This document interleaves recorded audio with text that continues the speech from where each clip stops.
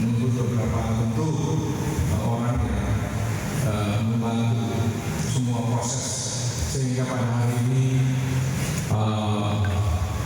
saya dan sekjen pengurus GBK itu bisa ada di tempat ini.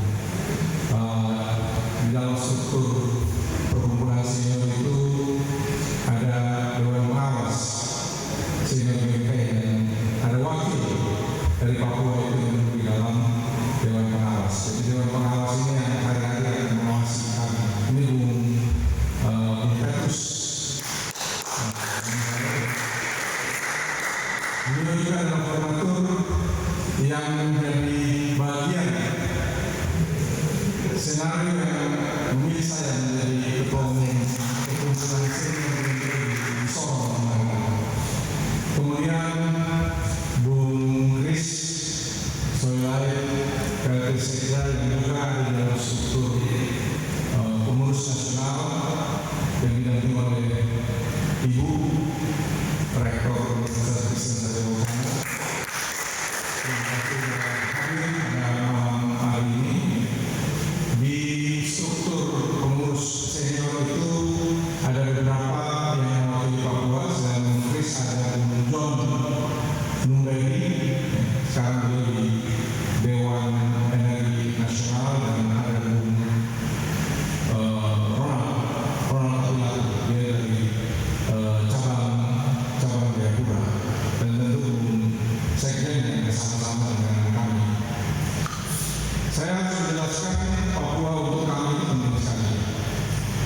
Yang pertama, karena kalau Ibu Bapak yang hadir pidato penerimaan saya sebagai ketua pengurus nasional dan janji saya di depan pelantikan saat kami dikukuhkan pada tanggal 11 Januari 2026 adalah akan memberikan perhatian yang khusus pada Papua. Saya ingat itulah ketika saya menerima mandat ini di dalam ruang formatur yang meminta saya untuk memimpin organisasi yang tidak pernah saya sebenarnya bayangkan akan sampai ke titik ini. Ketika selesai ada harapan-harapan yang disampaikan, ini Bung Petrus, makanya Petrus Anda harus bertanggung jawab. Maju mundur-mundurnya sekali di tanah Papua ini akan tergantung sama beliau. Dia bilang, Bung, dengan satu, jangan lupa Papua. Dan soal jangan lupa Papua itu saya kontekstualisasikan dengan menempatkan Papua itu sebagai bagian terdepan dari Republik Indonesia. Republik Indonesia karena mahasiswa Kristen Indonesia itu adalah organisasi yang ikut melahirkan Republik Indonesia. Sejak 1928, 1945, GBK sudah lahir, 1932 masih pakai nama Belanda, kemudian 1950 Yohanes Hermina, sampai hari ini kita ada di dalam perjalanan sejarah.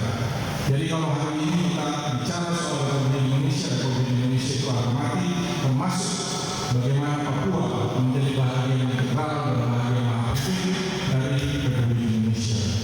Itu yang pertama.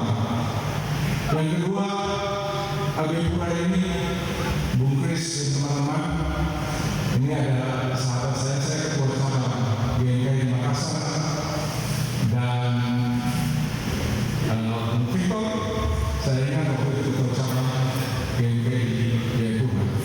Tahun 1990 saya menginjakkan kaki pertama di bumi Cendrawasih di Jayapura. Kami datang dengan kapal di sini, delegasi kongres, dan menurut saya itu kongres yang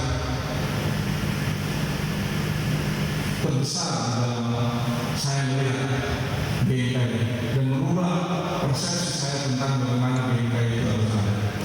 Dengan kapal waktu itu Pak Nasir Gubernur, waktu itu Papua masih satu, kita disambut keluar kira-kira 30 menit sebelum kita masuk ke pelabuhan itu, disambut dengan pasukan poli-poli, dan di situ dinyanyikan Mas GBK selama 30 menit sampai masuk. kapal itu. Ternyata GMKI ini besar sekali di Papua.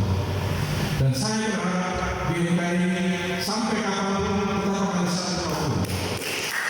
Papua harus disertai oleh orang GMKI.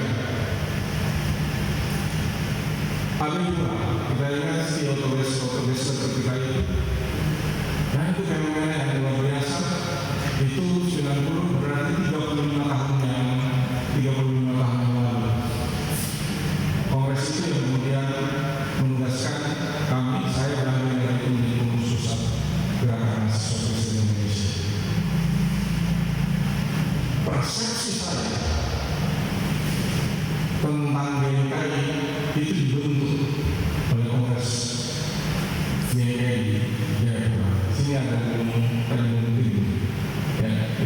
Korwil, kita pecah. Dan kalau saya diingatkan, saya menjadi sebuah kita putuskan, kita pisahkan Papua dengan Maluku karena warga Papua ini berontak. Kami harus punya mengatur wilayah sendiri. Nah, penting sekali melihat Papua di dalam konteks itu. Saya melihat ke depan dalam prospek melihat sejarah Gerakan Mahasiswa Kristen Indonesia. Tanggung jawab kita adalah melihat bagaimana partisipasi Kristen yang signifikan di tanah Papua. Dan itu harus diletakkan dengan menempatkan Papua itu di baris terdepan. Ini adalah bagian yang tidak terpisahkan dari negara kesatuan Republik Indonesia. Sehingga kehadiran senior dan saya mau mengucapkan selamat kepada dua ketua cabang yang baru dan seluruh pengurusnya. Ibu Suryani ini perempuan kedua yang menjadi ketua PCPS setelah ketua cabang Bandung. Dan kami punya keinginan untuk lebih banyak atau komitmen untuk lebih banyak perempuan. Tadi pendeta kasih semangat untuk lebih banyak wanita. Terima kasih. Dan langsung jadi pemimpin di Wamena. Dan tadi digambarkan oleh Pak Melkis bahwa potensi Wamena itu luar biasa. Ada 8 kabupaten, saya kira tanggung jawab itu menjadi lebih besar. Dan ketika kami mulai perjalanan pengurusan ini, fakta yang kami hadapi adalah di Papua yang sangat besar ini baru hanya 2 perkumpulan senior yang ada, baru kota Jayapura dan kota Solo. Sementara pergerakan yang harus kita lakukan kalau benar senior ini harus efektif, daerah yang seluas ini paling kita punya 10 sampai 12 kaki. Kalau tidak mungkin mengontrol Papua ini hanya dari kota Jayapura dan dari Solo. Oleh sebab itu beberapa bulan, saya kira bulan pertama, bulan kedua, Bung Kris dan Bung Petrus dengan Bung Jo kita ketemu di Jakarta. Kita coba luruskan apa yang akan kita lakukan di Papua. Karena ini adalah pertanggung jawab iman, pertanggung jawab moral. 3 tahun dari November 2025 kami akan bertanggung jawabkan apa yang kita lakukan. Dan saya ini dengan dukungan sama teman-teman ada hasil yang kita bisa lakukan yang bisa kita dapat dari upaya kita bersama-sama membangun Papua. Jadi strateginya adalah bagaimana kita bisa strategi pertama memperkuat basis-basis kita di Papua ini. Kalau hari ini kita punya 2 dalam kabupaten dan kota Jayapura, kami berharap di Papua bisa ada beberapa lagi. Kemudian yang di Wamena tadi ada beberapa, kemarin di Biak kita lantik, Sorong mungkin kita mau Merakwari dan kita ke Merauke, Nabire, supaya senior-senior ini punya rumah. Jumlah senior GMKI jauh lebih banyak dari jumlah anggota GMKI. Karena menjadi senior GMKI itu mulai dari umur berapa? 27 tahun, selesai kuliah 2 tahun, sampai dia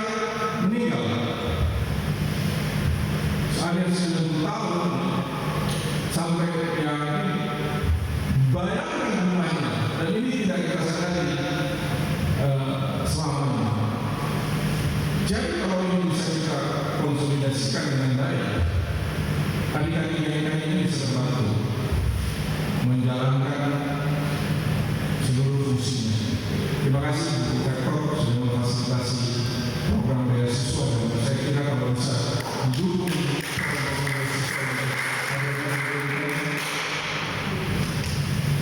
ada penurunan kualitas kader DKI, itu harus kita akui, dan itu bukan kesalahan DKI.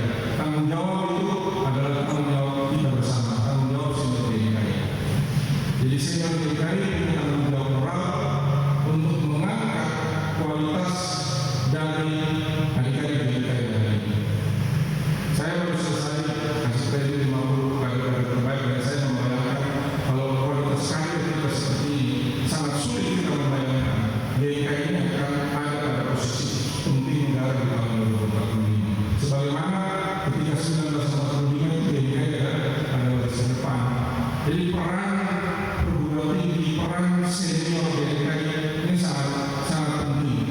Kalau kita bisa menyiapkan ini, Bung Kris, Bung Victor, Bung Petrus, dan Bung yang lain semua yang ada di sini ketua PCS, dan Doni, dan ketua DPD. Kalau kita bisa menyiapkan ini di Papua, ya, ini pasti akan membuat Papua yang baik.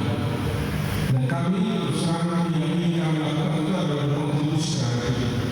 Tingkatkan kualitas kader DKI, tingkatkan positioning dari senior-senior DKI, sehingga benar-benar senior DKI dan kader DKI bisa memberikan peran.